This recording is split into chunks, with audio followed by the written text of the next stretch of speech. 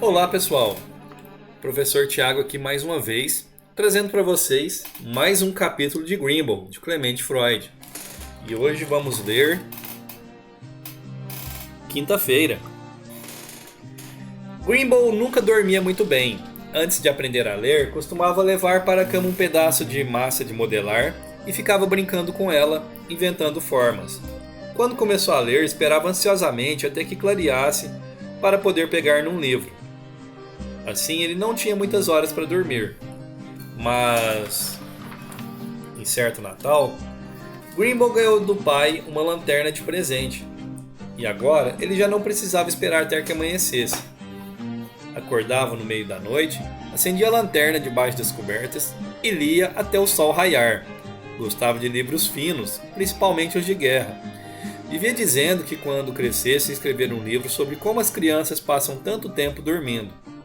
Isto, na sua opinião, era uma grande perda de tempo, pois, durante 8 horas de sono, qualquer um poderia ler no mínimo 4 livros fininhos a respeito das batalhas de César, da sua luta contra Aníbal, ou sobre tantos tanques de guerra que se locomovem mesmo tendo esteiras em vez de rodas. Naquela quinta-feira, quando o relógio bateu 8 horas, Grimble mal tinha adormecido e se sentia satisposto, que é mais ou menos uma espécie de sensação entre satisfeito e indisposto.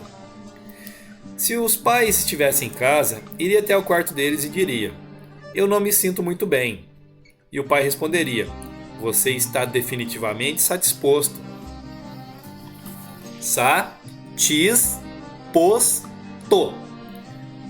"Não vá à escola hoje, Grimble, fique em casa." E mandaria um bilhete para a escola. Grimble doente, assinado o pai de Grimble.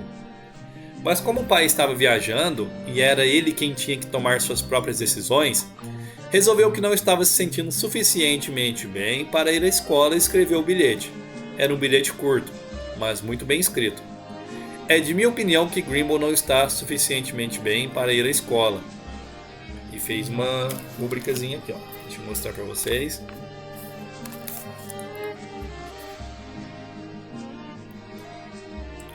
O clássico bilhete assinado pelo pai, que não assinou nada. Assinou um nome qualquer, como fazem os adultos, de modo que ninguém conseguisse decifrar o que estava escrito. Pôs o bilhete dentro de um envelope, endereçou à diretora da escola e saiu para entregá-lo. Ao passar pela porta da sala, ouviu o professor fazendo a chamada.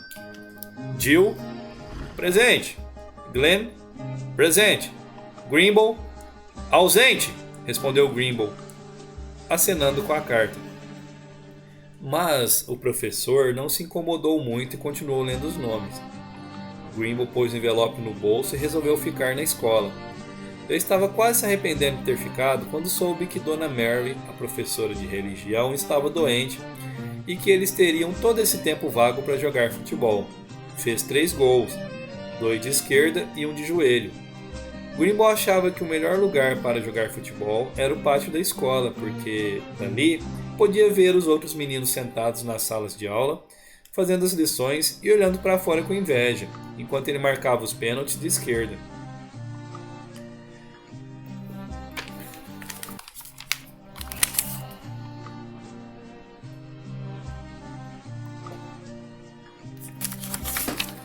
À tarde, sua turma teve aula de francês. Monsieur Baudin era o professor.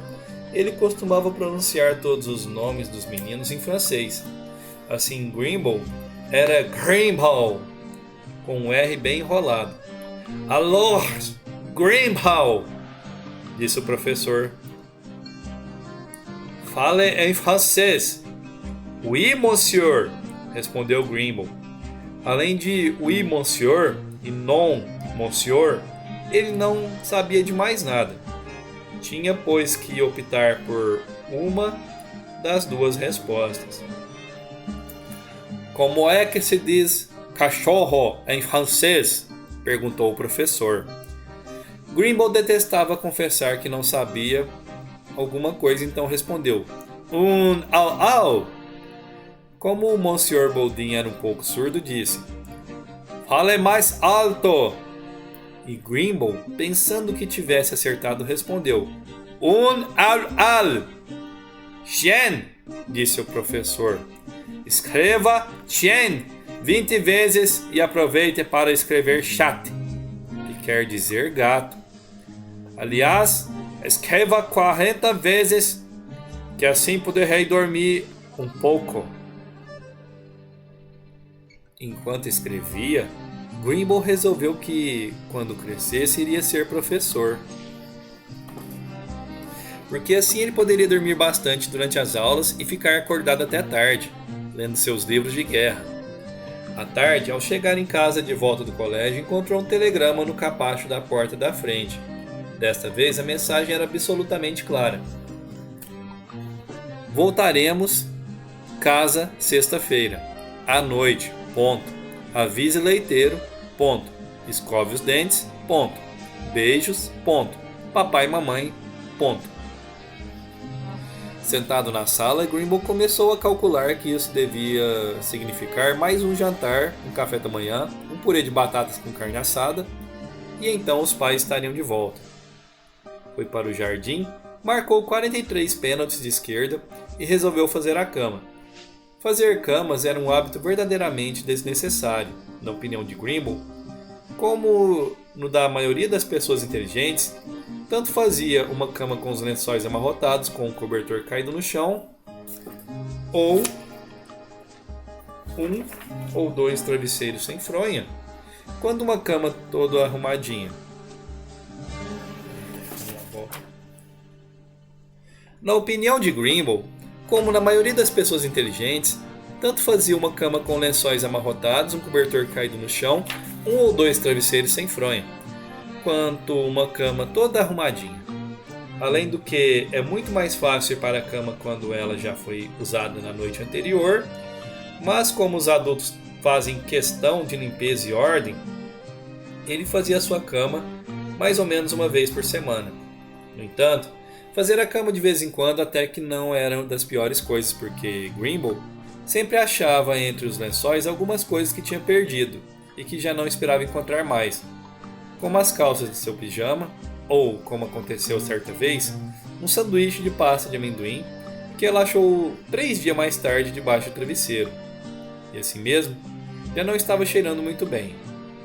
Quando a cama ficou pronta, ele fez um cachorro com a massa de modelar que encontrou dentro da fronha e foi procurar na lista que os pais tinham deixado o nome seguinte: chefe da estação, Sr. Arthur, na estação. A casa de Grimble era bem perto da estrada de ferro e os trens sempre passavam fazendo bastante barulho. O problema é, quando você mora num lugar assim, fica tão acostumado com o barulho que já nem o percebe mais. E uma noite, quando houve um acidente na estrada de ferro e os trens pararam, Grimble acordou assustado perguntando: o que foi que houve? Seu pai entrou no quarto e respondeu: nada, apenas silêncio. A estação ficava no fim da rua e seu Arthur era o responsável por ela. Logo na entrada, havia 2 pequenas lojas. Uma vendia jornais e a outra coisas para comer, como salsichas velhas e sanduíches mais velhos ainda, embrulhados em pedaços de papel que parecia do século passado. Havia também uma máquina com um aviso pendurado: bilhete para a plataforma 2P, tá riscado 3P.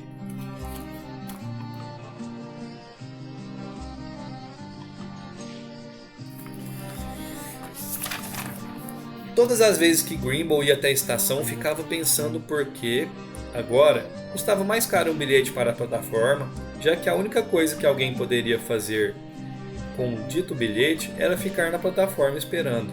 Mas seu Arthur explicou que certa vez que era provavelmente porque agora os trens demoravam mais tempo para chegar. Do lado de fora da estação havia um enorme cartaz que dizia: esta é a estação, o chefe é seu amigo e chama-se seu Arthur. Infelizmente, o afável chefe da estação não estava. Grimble foi até a máquina e comprou um bilhete e saiu procurando alguém.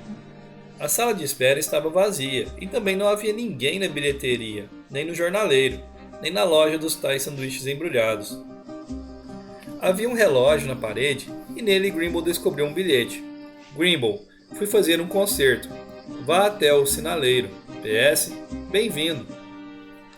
O sinaleiro ficava bem no fim da plataforma e era cheio de alavancas. Assim seu Arthur podia fazer os trens dobrarem à esquerda, à direita ou seguirem em frente, dependendo do seu itinerário. Num dos cantos do sinaleiro havia uma caixa de metal cheia de comida, um fogareiro e uma caçarola. A caixa de comida estava trancada e no cadeado encontrou um bilhete. Chaves debaixo da caixa. Pensando bem, era uma grande tolice esconder a chave num lugar tão comum e ainda por cima deixar um bilhete dizendo onde estava. Assim, qualquer pessoa poderia pegar a chave, mas também não se podia esperar muito do seu Arthur. Se ele fosse mais inteligente, não trabalharia numa estação tão pequena. Estaria provavelmente em Birmingham. Grimble abriu a caixa e encontrou uma lata de presuntada, uma lata de biscoitos, uma lata de chocolate e uma lata de açúcar. Descobriu ainda uma lata de sardinhas, um saco de farinha e uma garrafa cheia de um líquido marrom que tinha, além de um cheiro muito estranho, um rótulo que dizia: para ser usado somente em caso de emergência. Era uma garrafa muito grande, com muito pouco líquido, donde ele deduziu que devia haver muitas emergências por ali. Bem no fundo da caixa havia um livro chamado Manual do Sinaleiro. Grimble sentou e começou a ler. Decidiu que nunca seria sinaleiro quando crescesse. Tão enjoado era o livro. Isso lembrou-se de jantar. Depois de tirar todas as latas da caixa e colocá-las em cima da mesa, ele percebeu que faltava alguma coisa. Chocolate, açúcar, presuntada, sardinhas, biscoitos, farinha. O que estava faltando ele descobriu. Era alguma coisa molhada, assim como molho, por exemplo. Quando você come presuntada, põe molho de tomate. Quando come sardinhas, molho de tomate. Biscoitos? Bem, molho de tomate ou qualquer outro tipo de molho. Grimble pegou um pedaço de papel e tentou organizar o cardápio do jantar, achando que um homem deve pôr molho em tudo que come. Podia ser presuntada com molho de sardinhas ou sardinhas com molho de presuntada. E que grande ideia! Com molho de chocolate. Consultou o manual do sinaleiro e procurou a letra C. Lá encontrou um capítulo sobre conexões, outro sobre carvão para máquinas, outro ainda sobre concertos em geral. E finalmente, num cantinho da página, chocolate, molho D. Ele tinha realmente muita sorte. Chocolate, molho D. É delicioso, não importa a maneira como se faça, mas se você usar chocolate, açúcar, farinha e água, tudo se torna bem mais fácil. E por um estranho capricho do destino, eram exatamente os ingredientes que Grimble dispunha. Ele colocou uma das colheres de chocolate na panela e provou. Realmente faltava um pouco de água para ficar mais molhado, e como a água era molhada demais, ele pensou que com um pouco de farinha, a mistura ia ficar com a consistência exata. Juntou um pouco de água e colocou a panela no fogareiro.